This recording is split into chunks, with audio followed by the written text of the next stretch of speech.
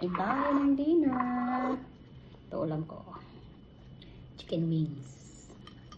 Bagong luto. Sarap. Gusto ko nang kumain ng ganito. Lagyan ko lang ng asin. Sarap yung crispy.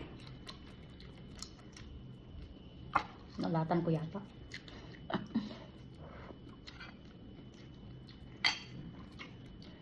Naghanap ako ng ulam ngayon. Or, ang tawag ito, yung gulay. Kaso, wala akong mahanap. Yung kamote. Kasi ng hangin. Yung daw ng kamote. Iisa na lang, tapos ang mahal. Ang mahal naman. Tapos, naghanap ako ng okra. Meron, pero malalaki. Matanda na yung ngayon. Matigas. Kaya wala. No choice. Ito na lang kinuha ko. Ito na lang kinuha ko. Isang gulay. Masarap yung kainin kapag ano. Pag mainit pa. Kasi crisp pa siya. Gusto ko kumain ng chicken wings. Tagal ko lang hindi nakakain ng chicken wings.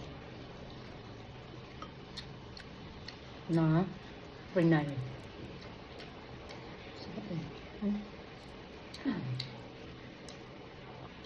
Ito lang ako kasimpleng magluto. Asin lang. Wala nang kung ano-ano.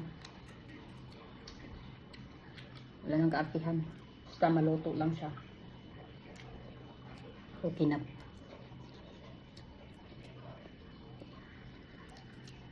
Saka ang mura nito ngayon. Bumaba yung price. Ano lang siya. Instead of $3, naging $2.44. Dati $3 plus.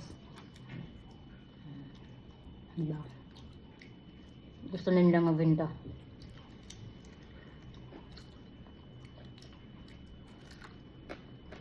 Maaga kasi ang pasok ko ngayon, kaya nakaluto ako ng ulam. So, ang aga ko umuwi.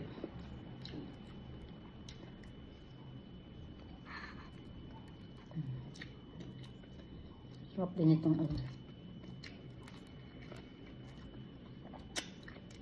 buto.